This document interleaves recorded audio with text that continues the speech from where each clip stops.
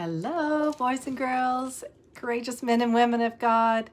Today we're going to continue our story in 2 Kings, and this gets into quite a military uh, expedition and intermixed with a lot of fighting and different things going on. But there is a lot of courage taking place in this. And so you can read it for yourself in detail in chapters 9 through 12. But I'm going to give you a brief overview before we get to today's story.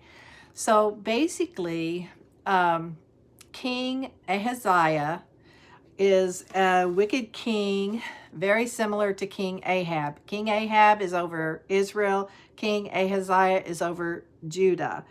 And Elisha, the prophet, hears from God that Jehu is to become the next king over Israel. So he sends a prophet to anoint Jehu, who is commander in the army, that he is to be the next king, which takes a lot of courage for this prophet to do because it would be considered treason. And so he goes and he tells him that you anoint him and then open the door and run for your life. So they do anoint. He does go and he anoints Jehu. His army, he's the commander. They choose to follow him. So they quickly make him king over Israel. And then King Ahab, according to the word of the Lord, Jehu was told to destroy this wicked, evil family of King Ahab and Jezebel because they had done much evil. They had killed God's people, God's prophets, and so he is told to get rid of them as well as the prophets of Baal. So he does this. He obeys the Lord. He has courage to do what God tells him to do. And he reigns as the king of Israel for many years. And then he dies. Now we get to today's story, which begins in chapter 11. And King Ahaziah is also killed in Israel. He was very wicked, just like King Ahab. He was over Judah, sorry. And when his mother finds out that he is killed, she wants to reign in King Ahaziah's place. And so she begins to kill all of his royal family.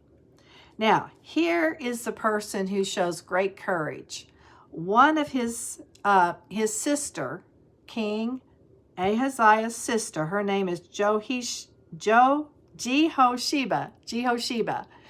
She, when she finds out that the queen, or Ahaziah's mom, who wants to be the queen, is killing all of his sons and daughters, particularly sons, she takes baby Joash and hides him. And she hides him in the temple, and he stays hidden there 6 years while Queen Athaliah is reigning, and she is wicked. She is evil. He is hidden in the temple for 6 years.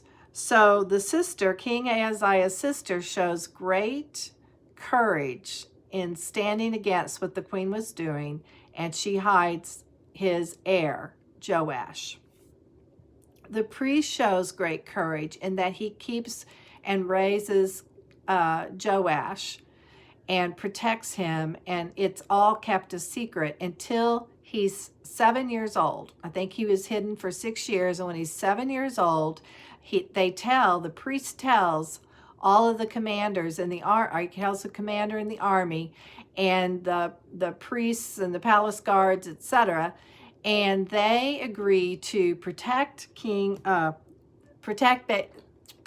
boy Joash, because he is the heir to the throne, and they want him to be king. So they are all very courageous to stand against Queen Athaliah. So they do so, and the priest crowns him as king, and he hands him a copy of God's laws, and Queen Athaliah is killed. So Joash becomes king. and he wants to see God's will done. And so the priest creates a covenant between God and the king and the people, and they make a covenant with the Lord to follow him and to follow his ways and to listen to him. And the people tore down the altars and the idols that were made to Baal. So Joash was very courageous as well. He's just a little boy. And all of the people that surrounded him and believed that he was to be the heir are also very courageous to stand against the wicked Queen Athaliah.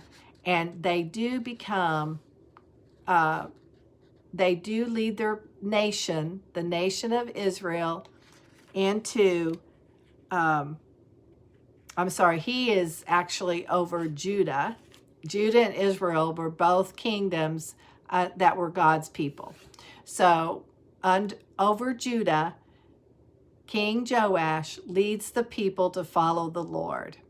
So there were many people courageous during this time. Sometimes it's messy. Sometimes it's really hard to stand up against evil, but it's very necessary. And we may never have to stand up against this kind of evil where there's killing, but you see evil every day when people talk bad about other people or they hurt other people.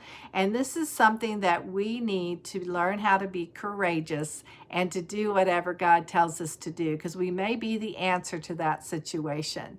So never be afraid to follow after what God has told you to do, because there's a bigger plan with many, many, many, many more people involved. If the sister had been afraid and Joash wasn't saved, then it would have continued under an evil reign with many people being killed.